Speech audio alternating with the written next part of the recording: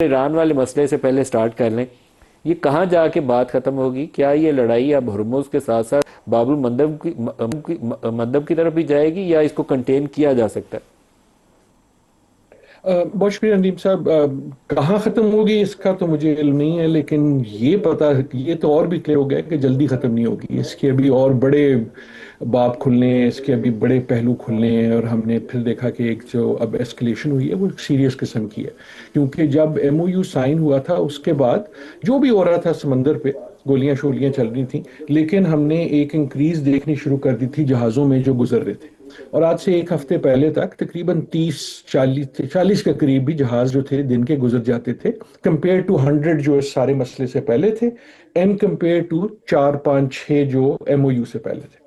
پچھلے 2 3 دن میں ہم نے یہ دیکھا کہ وہ نمبر پھر سے آ گیا ہے، 2 3 4 5، میرے خیال میں 5 کل تھے اور 6 اس سے ایک دن پہلے تھے، جس کا مطلب یہ ہے کہ essentially the Strait of Hormuz is back جہاں یہ ایم او یو سے پہلے تھی۔ تو جو ہم تھوڑی بہت ہی دیکھ رہے تھے تبدیلی، وہ ختم ہو گئی۔ آپ نے جو ذکر کیا یمن اور ہوتھی اور اس کے ساتھ سعودی عربیہ کا انوالو ہونا اور اس کی وجہ سے جنگ کا جو جیوگرافی ہے اس کا ایکسپینڈ ہو جانا، آئی تھنک خدشہ بہت سے لوگوں کو یہی ہے، دنیا میں بھی اور خطے میں بھی۔ مائی ہوپ اس کہ یہ وہاں نہ جائے، کیونکہ وہاں جاتے جاتے جو چیزیں اور کھلیں گی نا وہ اس سے بھی بڑی ہوں گی۔ فار ایگزامپل، وہاں پہنچتے تک جو ابھی تک ایک طرح سے گلف کے ممالک سے آپ اسے ریسٹرین کہیں یا کوشسنس کہیں ہمیں نظر آ رہی ہے، وہ ختم ہونی ہوگی، and then Iran will have to take اپنے جو ہمسائے ہیں ڈائریکٹلی۔ ابھی تک تو یہ کہہ رہا ہے نا کہ میں تم پہ اٹیک نہیں کر رہا، میں تو امریکہ کی اس پہ کر رہا ہوں، جو ان کے بیسز وغیرہ ہیں۔ اور آج کے 2 گھنٹے پہلے بھی جارڈن کے جو بادشاہ ہیں، انہوں نے کہا کہ دیکھیں ہم اس میں پڑھنا نہیں چاہتے، ہم پہ اٹیک ہوا ہے لیکن ہم جنگ کا حصہ نہیں بننا چاہتے۔ So what I am seeing is کہ اب تک یہ رہا ہے کہ ڈسپائٹ ساری گولہ باری، گلف کے ممالک جو ہیں وہ اس جنگ کا باقاعدہ حصہ بننے سے گریز کرتے رہے ہیں، رائٹلی سو، اور ایران کوشش رہا ہے کہ ان کو ڈائریکٹلی نہ انوالو کرے، because then it becomes a different game. اگر یہ جاتا ہے ہرموز سے باہر نکلتا ہے تو دین آئی تھنک وہ بھی انریول ہونا ہوگا۔ اس لیے مائی سینس از کہ اسٹریٹجکلی نہ ایران چاہے گا کہ وہاں تک پہنچ جائے۔ ایک چیز کا دیکھیں، دھمکی دینا الگ بات ہے اور کر دینا الگ بات ہے۔ سو دھمکی اس نے دے دی، اس نے کچھ ڈیمونسٹریٹ بھی کر دیا، لیکن وہ چاہے گا نہیں کہ ایسا ہو جائے، اور نہ ہی سعودی عربیہ بالخصوص اور دوسرے یہ چاہیں گے کہ وہ ایک باقاعدہ جنگ کا حصہ بن جائے، بیکاز دین تو ایم او یو بہت پیچھے رہ جائے گا اور بہت چیزیں کھل جائیں گی۔ سر کسی حد تک تو ایک لڑائی والی کیفیت موجود ہے، کیونکہ سعودی عربیہ یمن کو ہٹ کرتا ہے، یمن سے حوثیوں نے سعودی ایئرپورٹ کو ہٹ کیا۔ اب مجھے جس چیز کا تھوڑا سا خدشہ ہے وہ کہ پاکستان کا سعودی عرب کے ساتھ ایک ڈیفنس پیکٹ بھی موجود ہے، اور اگر وہاں تھوڑی تندی تیزی حالات میں خرابی پیدا آتی ہے تو پاکستان کو انگیج ہونا پڑے گا سعودی عرب کے ساتھ۔ تو ہم ایک طرف تو ایران کی جنگ کو کنٹین کرنے کے لیے کوشش کر رہے ہیں مصالحت کی، اور بڑے آنیسٹ قسم کے میڈیٹر کے طور پر رول ادا کر رہے ہیں، تو دوسری طرف اگر سعودی عرب کے ساتھ کچھ معاملات بگڑتے ہیں تو ہمیں تو ساتھ کھڑا ہونا پڑے گا، اس میں چوائس ہی نہیں ہے۔ تو کس طرف جائیں بالکل گے حالات؟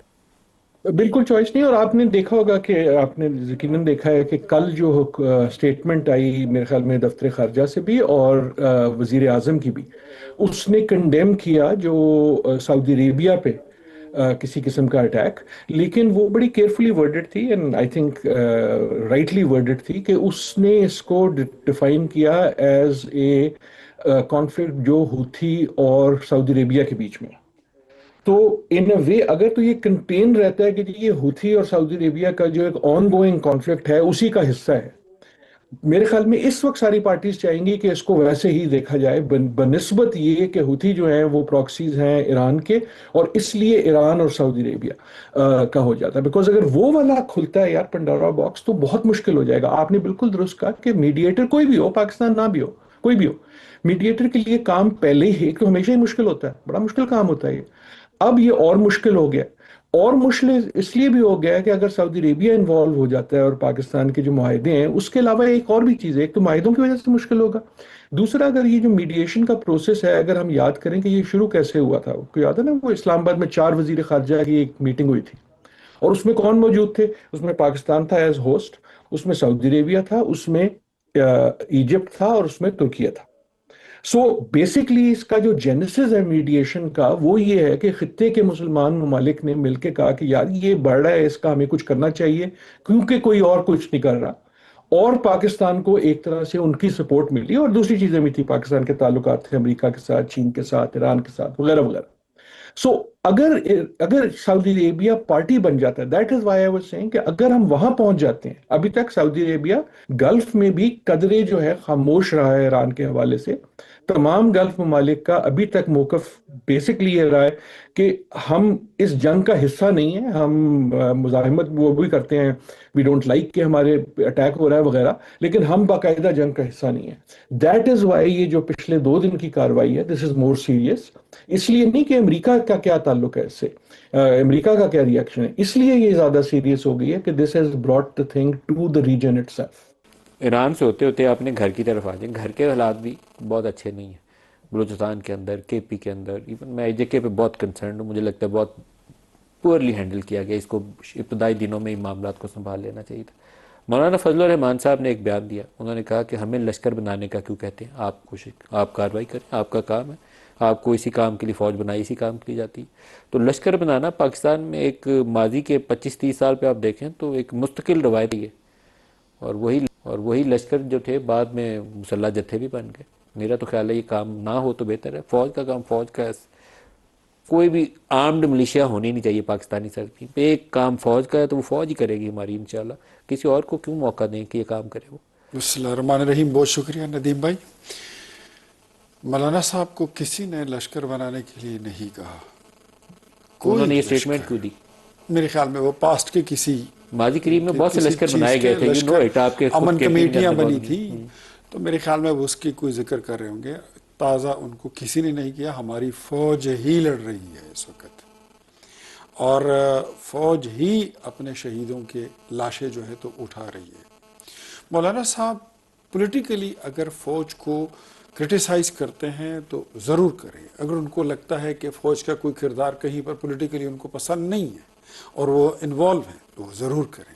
بٹ مولانا صاحب کی یہ سٹیٹمنٹ کہ شہداء کی شہادت اور ان کی قربانیوں کو چند ہزار روپوں کے ساتھ منسلک کر دینا، میں سمجھتا ہوں مولانا صاحب بہت بڑے آدمی ہیں، بہت زیرک اور بڑے پائے کے لیڈر ہیں، اور ان کی ایک فین فالوئنگ اپنی جماعت سے باہر دیگر جماعتوں میں بھی ہے. میں آپ کے سامنے ایک مثال بیٹھا ہوں.